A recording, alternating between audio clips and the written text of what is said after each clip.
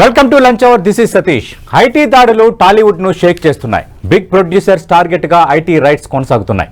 IT దాడుల వెనుక కారణం ఏంటి? వసూళ్లకు తగ్గట్టుగా నిర్మాతలు ఆదాయ పన్ను చెల్లించలేదా? భారీ కలెక్షన్ల ప్రకటనలు ఐటీ నజర్లో పడ్డాయా? పోటాపోటీ రికార్డు వసూళ్ల గుట్టేంటి? కలెక్షన్ల ప్రకటనే కొంప ముంచుతోందా? బ్లాక్ బస్టర్ రైట్స్ ఇవాటి లంచ్ అవర్ డిబేట్ లో మాట్లాడబోతున్నాం. చర్చలో పాల్గొంటున్నారు ప్రముఖ నిర్మాత నట్టికుమార్ గారు, అలాగే మరో ప్రముఖ నిర్మాత రాజ్ కందుకూరు గారు డిబేట్లో జాయిన్ అవుతున్నారు. నట్టికుమార్ గారు, ఐటీ దాడులపై నమస్తే సార్. ఐటీ దాడులపై ముందు మీ కామెంట్ ఏంటి? అంటే భారీ కలెక్షన్ల ప్రకటనలే కొంప ముంచుతున్నాయి అన్న ఒక చర్చ అయితే ఇండస్ట్రీలో జరుగుతోంది. అలాగే పెట్టిన ఖర్చుకు కానీ వస్తున్న కలెక్షన్లకు కానీ సరైన ఆదాయ పన్ను కట్టడం లేదు అన్నది ఐటీ అధికారులు చేస్తున్న ఆరోపణగా కొందరు చెప్తున్నారు. ఇప్పుడు నేను ఒక మాట చెప్తానండి సార్. ఇప్పుడు మనకంటే చాలా పెద్ద పెద్ద వ్యాపారులు వేల కోట్లు లక్షల కోట్ల వ్యాపారాలు చేస్తున్నారు. ఇండస్ట్రియల్ ఐటీ హబ్ అవ్వచ్చు, లేకపోతే ముఖేష్ అంబానీ గారు, లక్ష్మీ మిట్ల గారు, so money is the big plans అందరూ చేస్తున్నారు. వాళ్ళు ఎప్పుడు ఇలాగా మొత్తం టోటల్ గా పబ్లిక్ గా పేపర్కి ఇవ్వట్లేదండి. వాళ్ళకంటూ ఒక వెబ్సైట్ ఉంటుంది, వాళ్ళకంటూ ఏ ట్యాక్స్ కడుతున్నామో ఏం డబ్బు కడుతున్నామో ఆ వెబ్సైట్ లోకి వెళ్తే అది పబ్లిక్ ఇష్యూ కాబట్టి, ఆ పబ్లిక్ ఇష్యూలో రైట్ కాబట్టి వాళ్ళు పెడతారు. ఎందుకంటే ఇంత వచ్చింది, ఇంత ఆదాయం వచ్చింది, ఇంత పెడుతున్నాం అని. మీరు పబ్లిక్ ఇష్యూలో లేరు, మీరు వ్యాపారం చేస్తున్నారు. భాగస్వామ్యం ప్రైవేట్ లిమిటెడ్ కంపెనీలు మాత్రమే. మీరు పబ్లిక్ గా మీరు 1800 crores అది గ్రాసా, నెట్టా, ఖర్చులు ఎంత, మన సినిమా మొత్తం తీసింది ఎంత, మన లాభం ఎంత, మీరు ఇంత గ్రాస్ అంటే ఇప్పుడు దాన్ని ఏమవుతుందంటే అమ్మ 3,500 అంటే ఇప్పుడు నా 1831 అని షేర్ అయితే 3,500 కోట్లు చెయ్యాలి సినిమా. ఎందుకంటే అక్కడ దానికి ఏంటంటే ట్యాక్స్ ఉంటుంది 18%. ఆ 18% ట్యాక్స్ తీసిన తర్వాత ఎంసీలు ఉంటాయి. ఎంసీలు తీసిన తర్వాత మొత్తం టోటల్ గా మనకి ఏదైతే ఉందో రెంట్స్ ఉంటాయి, థియేటర్ రెంట్ ఉంటాయి. అవన్నీ తీసేస్తే 1831 వస్తుంది. ఒకవేళ 1831 గ్రాస్ అనుకోండి 900 crores వస్తుంది షేర్. అప్పుడు మీరు 700 crores పెట్టాను అంటున్నారు. 700 crores ఎలా పెట్టారు? ఇవన్నీ ఒక డిఫరెంట్. మీకు ఇప్పుడు దిల్ రాజు గారు ఉన్నారు, ఫస్ట్ డే 186 వచ్చింది అంటున్నారు. తర్వాత అమౌంట్ ఎంత వచ్చిందో ఏంటో మొత్తం టోటల్ గా 300 కోట్లు రీచ్ అవుతుంది అంటున్నారు. అంటే మనం సినిమా తీసి 50 కోట్లు అనుకుంటున్నారు, మరి దాంట్లో 250 కోట్లు వచ్చాయి. అంటే గతంలో బ్యాలెన్స్ షీట్లు ఏంటి, గతంలో వచ్చిన మన పేమెంట్ మొత్తం టోటల్ గా వాళ్ళు ఇచ్చిన ఇన్కమ్ ట్యాక్స్ లో మొత్తం ఫైలింగ్ లో ఎంత ఖర్చు పెట్టాం, అండర్ ప్రొడక్షన్ ఎంత ఉంది, ఎంత పేమెంట్, అన్ని చూసుకుంటారు వాళ్ళు. ఆల్రెడీ గతంలో మనకు తెచ్చిన సమాచారం ప్రకారం మ్యాంగో మ్యూజిక్ కి వీళ్ళు భాగస్వామ్యం, దిల్ రాజు గారు వాళ్ళు ఉన్నారు. ఆ మ్యాంగో మ్యూజిక్ లావాదేవీలు ఇవన్నీ కూడా వాళ్ళకి ట్యాక్స్, జిఎస్టీ ఏదో టాలీ కావట్లేదు. దాని మీద మొత్తం టోటల్ గా ఈ సినిమాలు ఎంత కలెక్షన్ చెప్తున్నారు కనుక దాని మీద ఒకేసారి ఈ 2 కంపెనీల మీదే దాడి చేశారండి. అభిషేక్ అగర్వాల్ అంటే అభిషేక్ అగర్వాల్ ఫైనాన్సర్ కనుక మనం మొత్తం ఇండస్ట్రీ మీద దాడి జరగలేదు. కానీ మనం ఈ విధంగా పబ్లిక్ తీసుకురావడం, పబ్లిక్ కి మన రేట్లు అనౌన్స్ చేయడం వల్ల చిన్న సినిమాని చంపేస్తున్నారు. అంటే ఎందుకంటే మీరు చిన్న సినిమాని చంపేస్తారు, పెద్ద సినిమా రైట్ అయితే అంటే ప్రతిదీ పాన్ ఇండియా వేల కోట్లు వస్తుంది. ఆ హీరో ఏం చేస్తున్నాడు, మాకు 1800 crores వచ్చిందో 2,000 కోట్ల సినిమా తీయమంటున్నాడు. కానీ నేనేం అడుగుతున్నానంటే ఉదాహరణకి ఒక కంపెనీ పెట్టామండి, ఆ కంపెనీ సిఇఓ మనం ఆ సినిమా మనం అమ్మితే నెట్ఫ్లిక్స్ సో మనీ కంపెనీస్, నేను కంపెనీస్ జోలికి వెళ్ళట్లేదు, ఆ బిజినెస్ 105 కోట్లకు మనం అమ్మితే అది పబ్లిక్ షేర్ అండి. అంటే పబ్లిక్ ఆ కంపెనీ షేర్లు కొంటారు, అంటే అది కూడా పబ్లిక్ మనీ. దాన్ని 105 కోట్లు కొంటే మీకు 60 కోట్లు చేస్తే 40 కోట్లు పబ్లిక్ నష్టపోతున్నారు. మళ్ళీ అదే సినిమా 110 కోట్లకి ఎన్నుకుంటారు మీరు, అది హీరోది. అంటే ఇక్కడ గాంబ్లింగ్ కనబడట్లేదా? అంటే ఇవన్నీ కూడానండి, లావాదేవీలు అన్ని కూడా ఇలాంటివన్నీ ఉన్నాయి. రెండోది, మీరు 600 రూపాయలు టికెట్ పెట్టి, 700 రూపాయలు టికెట్ పెట్టి, 800 రూపాయలు టికెట్ పెట్టి ఇక్కడ పబ్లికే నష్టపోతున్నారు. మీరు మాత్రం మామూలుగా ఉన్నారు. మీ ఇష్టం వచ్చిన రేట్లు పెంచేసుకొని మీరు ఇన్కమ్ ట్యాక్స్ కాడికి వచ్చేటప్పటికి సార్ ఇదంతా మేము పెట్టలేదండి, ఇది ఓన్లీ ఫ్యాన్స్ కోసం ఒక స్టంట్ అండి, మీ ఫ్యాన్స్ కోసం సాటిస్ఫాక్షన్ చేయడం కోసం అండి, హీరోని సాటిస్ఫాక్షన్ చేయడం కోసం అండి అని చెప్పడమా? అంటే మన పరువు తీసుకొని మనమే పెట్టుకుంటున్నాం బయట. ఓకే, మనం దాన్ని తీసుకొని పెట్టుకొని మనం ఏమంటున్నాం? అసలు ఇందాక నేను దిల్ రాజు గారు చూసా, నా ఒక్కరి మీద కాదు ఎంటైర్ ఇండస్ట్రీ మీద దాడి జరుగుతున్నాను. సారీ, ఎంటైర్ ఇండస్ట్రీ మీద దాడి జరగలేదు. Only just Mythri movie makers and partners and Venkateswara creations and partners. మీకు మ్యాంగో మ్యూజిక్ అనేది భాగస్వామ్యమే వెంకటేశ్వర ఫిల్మ్స్ లో. మీకు సిరీస్ గారు భాగస్వామ్యం, నరసింహరెడ్డి గారు బ్రదర్, మొత్తం టోటల్ గా వాళ్ళ అనిష్టారెడ్డి గారు వాళ్ళ అమ్మాయి. ఇక బయట ఎవరున్నారు? మనం నిజం మాట్లాడుకుందాం. నిజం మాట్లాడితే చాలా మందికి నిష్ఠూరమే. మనం పాన్ ఇండియా కాదండి. అంటే దర్శకుడు సుకుమార్ పై ఎందుకు మరి ఐటీ దాడులు? ఎయిర్పోర్ట్ కి వెళ్ళిన వ్యక్తిని తిరిగి తీసుకొచ్చి మరి ఐటీ దాడులు జరిగాయి. No Pushpa is one of the partner. Okay, and not only director. Sir బయటికి ఒక కంపెనీకి నేను ఒక్క మాట చెప్తున్నాను సార్, నాకు 2 సెకండ్లు టైం ఇవ్వండి. నేను ఒక్కటి అడుగుతున్నా, బయటికి మైత్రి మూవీస్ ప్రొడ్యూసర్స్ నష్టం వస్తే మాత్రం ఆ కంపెనీ ఆ పేరు మీద ఆయన నష్టం వస్తుంది. లాభం వస్తే ఒకరు 35, ఒకరు 15, ఒకరు 20 అన్ని పోతే మిగతండి. ఒక్క సినిమా ఫ్లాప్ అయితే నిర్మాతకు నష్టం, ఒక్క సినిమా హిట్ అయితే వీళ్ళందరికీ పార్ట్నర్షిప్ లో పెంచాలా. ఇంకొక మాట చెప్తున్నానండి మీకు, ఒక డైరెక్టర్ పేరు చెప్పను, ప్రొడ్యూసర్ పేరు చెప్పను, నాకు అస్సలు వద్దబ్బా, నాకు రెమ్యునరేషన్స్ వద్దు, ఏమొద్దు, పార్ట్నర్షిప్ లో ఎంత వస్తుంది అంత, ఎందుకంటే లాభ నష్టాలు భరించాలి కదా మనం అని ఒక వ్యక్తి అన్నాడట. కానీ నాకు నెలకు మాత్రం నెలకు నాకు సాలరీ ఇవ్వని అడిగాడట. ఆ కుటుంబానికి సాలరీ నెలకు 180. ఆ 180 into 3 years మనడు ఆటోటకు తట్టుపడిపోద్ది దెబ్బకి. ఇక్కడ మళ్ళీ పార్ట్నర్షిప్ లో మళ్ళీ పంపకాలు. అంటే నిర్మాత ఎలా ఉంటాడు? రేపు తేడా వస్తే సినిమా పరిస్థితి గేమ్ చేంజర్ తేడా వచ్చింది. ఓకే, మేబీ ఏది ఏమైనా అది ఒక నిర్మాతగా దిల్రాజుకి దెబ్బే, నష్టమే. ఇప్పుడు దాన్ని కాపాడడానికి ఎవరు వస్తారు మళ్ళా? ఓకే, ఆ సంక్రాంతికి వస్తున్నాడు, డబ్బు వచ్చింది, ఆ డబ్బుని మళ్ళీ దీంట్లో కవర్ చేశారు. కొంత డబ్బుని ఏదో మన చేతుల్లో ఉన్నాయి కాబట్టి, ఏ కంపెనీ సిఇఓలు ఉన్నారు కాబట్టి కార్పొరేట్ కంపెనీలో నుంచి కొంత డబ్బు. రైట్ ఖచ్చితంగా మాట్లాడదాం సార్, మీరు లైవ్ లోనే ఉండండి. రాజ్ కందుకూరి గారు, ఆల్రెడీ ఐటీ దాడులకు సంబంధించి దిల్ రాజు రెస్పాండ్ అయ్యారు, నా ఒక్కరిపై కాదు అందరిపైన దాడులు జరుగుతున్నాయని. అలాగే మనం ఈ డిబేట్ జరుగుతున్నప్పుడు 10 టీవీలో బ్రేకింగ్ కూడా వస్తుంది. సంక్రాంతికి వస్తున్నామని మేమంటే సంక్రాంతికి వస్తున్నామని ఐటీ వాళ్ళు కూడా అన్నారు అని అనిల్ రావుపూడి దర్శకుడు ఒక ప్రకటన చేస్తారు. 2 ఏళ్ళకి ఒకసారి ఐటీ దాడులు జరగడం కామన్ అని అంటున్నారు. అంటే స్పెసిఫిక్గా 2 ప్రధాన సంస్థలపైన, అలాగే సంక్రాంతి సినిమాలతో సంబంధం ఉన్న సంస్థలపైన దాడులు జరగటానికి కలెక్షన్లకి అసలు సంబంధమే లేదా? ఏమండి, ఇప్పుడు ఇందాక నట్టికుమార్ గారు చెప్పినట్టుగా ఇది ఇండస్ట్రీ మొత్తం అవ్వలేదండి. ఫస్ట్ వెరీ క్లియర్ అది. అసలు ఈ ఇష్యూ అంతా ఎక్కడ మొదలైంది? ఈ గేమ్ చేంజర్ అనే సినిమాకి ఏదైతే కలెక్షన్లు వెరీ ఫస్ట్ డే 186 కోట్లని ఏదైతే రాశారో, రెండో రోజు 295 కోట్లని కలెక్షన్ అని పెట్టారు. అంటే ఇది ఒక్కొక్కసారి ఫ్యాన్స్ కోసం హైప్ చేయడానికి చేశారా? ఏదో ఫ్యాన్ మేడ్ పోస్టర్ అదంటే కాదు, ప్రొడక్షన్ హౌస్ నుంచే వచ్చింది.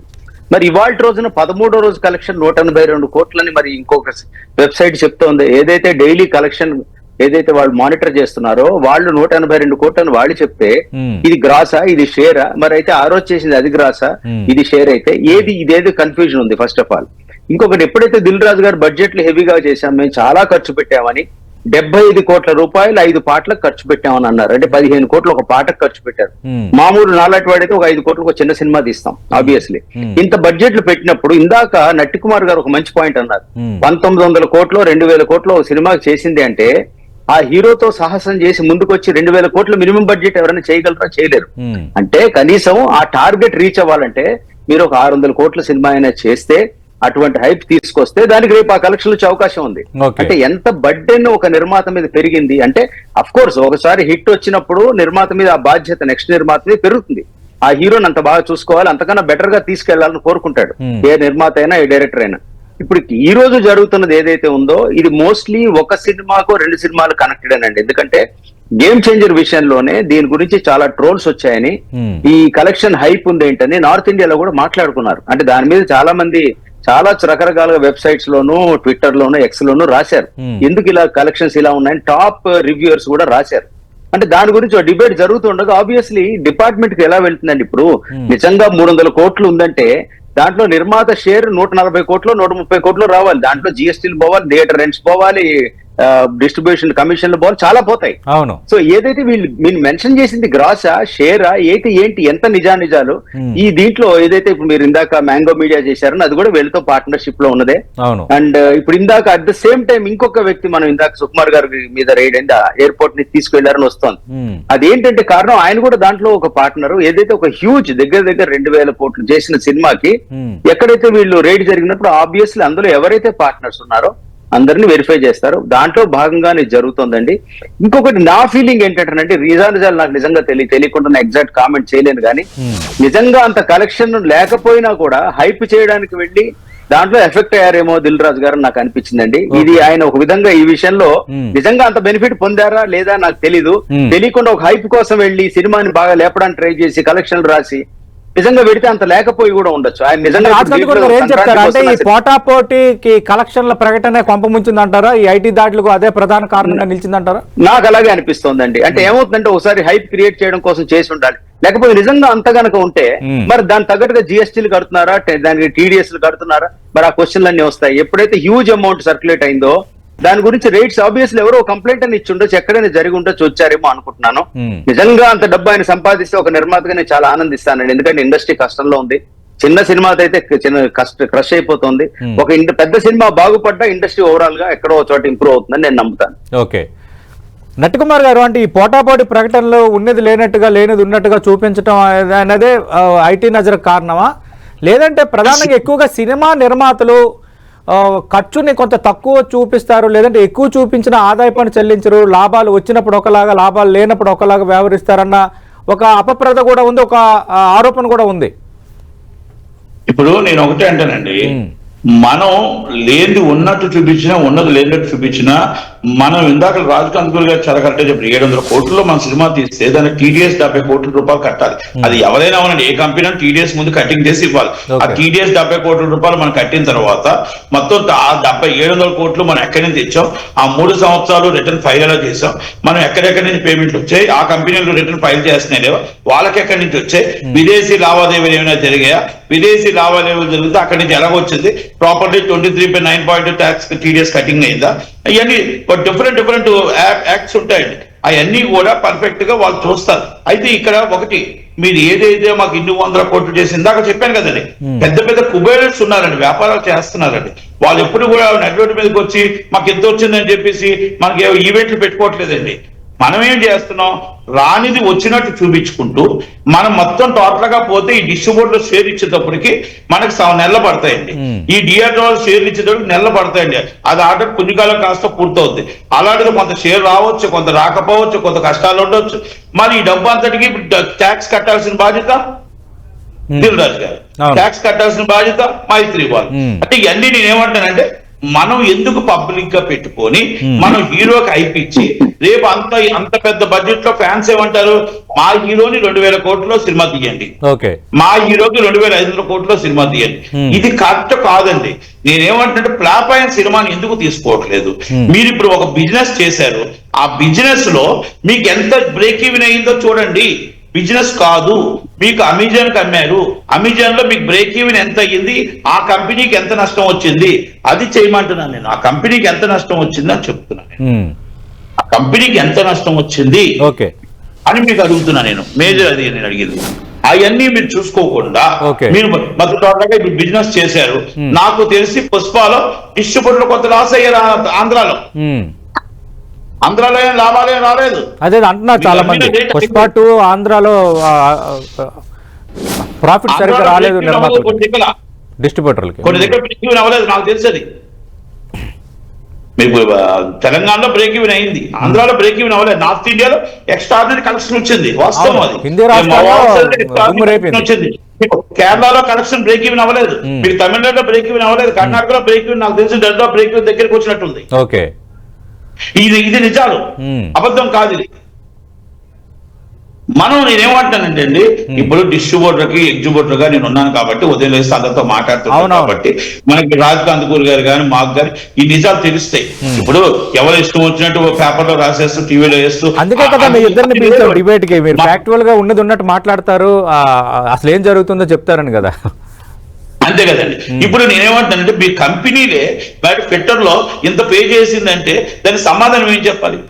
ఒక లెవెల్ గ్రూప్ లో మనం ఒకసారి పెట్టారు 125 కోట్ల కలెక్షన్ అని. వెంటనే గ్రూప్ లోని వాయిస్ మెసేజ్ పెట్టారు, 125 కోట్ల కలెక్షన్ ఎక్కడ నాకు డీటెయిల్ గా చెప్పి పిచ్చి అసలు వేస్తున్నావు అని. సారీ సార్, నాకు అందరూ పెట్టమని నేను పెట్టాను అన్నాడు. అంటే ఇష్టం వచ్చిన కలెక్షన్స్ పెట్టేస్తే మాకు రెగ్యులర్ గా మామూలు ఉదయాన్నే మాకు వచ్చే కలెక్షన్ ఉంటుంది. ఎందుకంటే వైజాగ్ 13 కోట్లు చేసింది, వైజాగ్ పుష్ప 20 కోట్లు చేసింది, ఇవన్నీ మాకు రెగ్యులర్ కలెక్షన్ ఉంటుంది. దాంట్లో షేర్ తీస్తే ఎంత, మాకు ఎంజీ అది ఇవన్నీ మాకు డిఫరెంట్ ఉంటాయి. అవును. అంటే ఇది నా సినిమా మీ సినిమా కాదండి. ఇస్ ద రెగ్యులర్ ప్రాక్టీస్ ఏంటంటే ప్రతి నిర్మాతకి ప్రతి డిస్ట్రిబ్యూటర్ కంపల్సరీ పంపిస్తాడు. ఓకే. ఎందుకంటే ఐడియా కోసం, రేపు ఫ్యూచర్ లో ఆ హీరోతో సినిమా తీయాలా, ఎలా తీయాలి, ఇలా ఓకే. నేను రాజకీయ కందుకూరు గారి 2000 కోట్ల సినిమా తీయడం కానీ మామూలుగా మేము దీన్ని చూడటానికైనా పనికి వస్తాం. ఎందుకంటే 2000 కోట్లు పెట్టి సినిమా తీయకపోయినా మీరు నిర్మాతలుగా వ్యవహరించే ఏదైనా చిత్రం రికార్డు సృష్టిస్తుందేమో చెప్పలేం కదా. చిన్న సినిమాలు కూడా కోట్లు కొల్లగొట్టిన ఉన్నాయి. తక్కువలో తీసి రూపాయి ఎక్కువ వస్తే లాభం వస్తే సంతోషం అండి. మనము వ్యాపారంలో 100,000 కోట్లు పెట్టి 100 కోట్లు తీసుకోవడం, రోడ్డు మీద పడిపోవడం అనేది అంత అవసరం లేదు. మీకు రెగ్యులర్ ప్రొడ్యూసర్ మీ సినిమా తీయట్లేదు, మీరు అర్థం చేసుకోండి. మీరు క్లియర్ గా అర్థం చేసుకోండి. అల్లు అరవింద్ గారు 2000 కోట్ల సినిమా తీయరు, అశ్విని దత్ గారు 2000 కోట్ల సినిమా తీయరు, మీకు ఆటోమేటిక్ గా మీకు సురేష్ బాబు గారు తీయరు, అశ్విని దత్ గారు తీయట్లేదు అంటే వాళ్ళ అమ్మాయి వాళ్ళ అల్లుడు వాళ్ళు సొంతంగా తీసుకుంటున్నారే తప్ప మీకు కానీ ఇప్పుడు సినిమా దిల్ రాజు మైత్రి మూవీస్ కూడా రెగ్యులర్ నిర్మాతల కేటగిరీకి వచ్చినట్టే కదా, కంటిన్యూగా సినిమా ఉన్నారు కదా కొద్ది సంవత్సరాలుగా.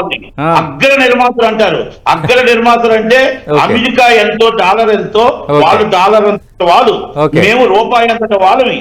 సినిమా తెలుగు సినిమా ఇండస్ట్రీ అరవింద్ అగ్ర నిర్మాత, అశ్విని దత్ డాలర్ అంతట వాళ్ళు.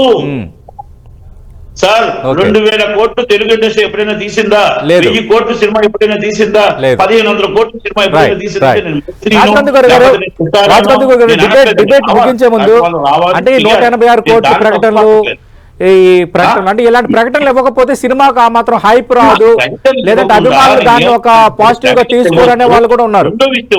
ఒకటి సతీష్ గారు నేను ఏమంటున్నానంటే, మీరు వ్యాపారం చెయ్యండి, మీరు వ్యాపారం చేస్తే మంచిదే, కానీ ఆ ధైర్యం తెలుగు ఇండస్ట్రీ ఆ ధైర్యం సరిపోకే సురేష్ బాబు గారు అంతంత కోట్లు పెట్టలేక ఊరుకున్నారు. అంత ధైర్యం సరిపోక అల్లు అరవింద్ గారు ఊరుకున్నారు. రాజ్ కందుకూరి గారు అదేనండి, ఒక హైప్ క్రియేట్ చేయడం సినిమా ప్రమోషన్ లో భాగమే. వెరీ ఫస్ట్ డే వాళ్ళు వేసిన పోస్టర్ ఏమిటి? కేజీఎఫ్ పోస్టర్ పక్కన వేశారు. కేజీఎఫ్ 165 చేసింది, ఇది 185 చేసిందని. నిజంగా 185 చేసిందా? ఇప్పుడు నిజాలు మాట్లాడుకుంటే ఇందాక నట్టికుమార్ గారు అన్నట్టు ఒక గ్రూప్ ఉంది, మా గ్రూప్ లో ప్రతిరోజు భీమవరంలో ఇప్పుడు ఈ థియేటర్లు ఏముంది, తాడేపల్లి గుడిలో ఆ థియేటర్లు ఎంత, మ్యాట్నీ కలెక్షన్ ఎంత, ఇవన్నీ కూడా గంటకు వస్తుంటాయండి. బట్ ఇవన్నీ చూసి ఊరుకుంటాం. అంటే ప్రమోషన్ లో భాగంగా ఇప్పుడు ఎవరైనా కానీ కొద్దిగా 20% 30% హైక్ వేసుకుంటారు, ఓకే. బట్ ఏదైతే వీళ్ళు వేసిన ఫిగర్లకి ఇవాళ ఉన్న ఫిగర్ ఆ రోజు ఫస్ట్ డే వేశారు వాళ్ళు.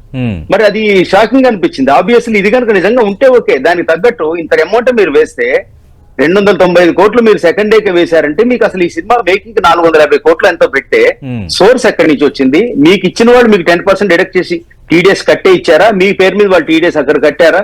ఇన్కమ్ ట్యాక్స్ అన్నాక ఏమండి 20,000 రూపాయలు దాటితే మీరు వైట్ లోనే ఇవ్వాలి యాజ్ అ రూల్, మనందరికి తెలిసిందే కదా. మరి ఎవరైనా మనకు తెలిసి తెలియక మనం చాలా చేస్తున్నాం, చిన్న చిన్నవి చూసి చూడండి వెళ్ళిపోతుంది.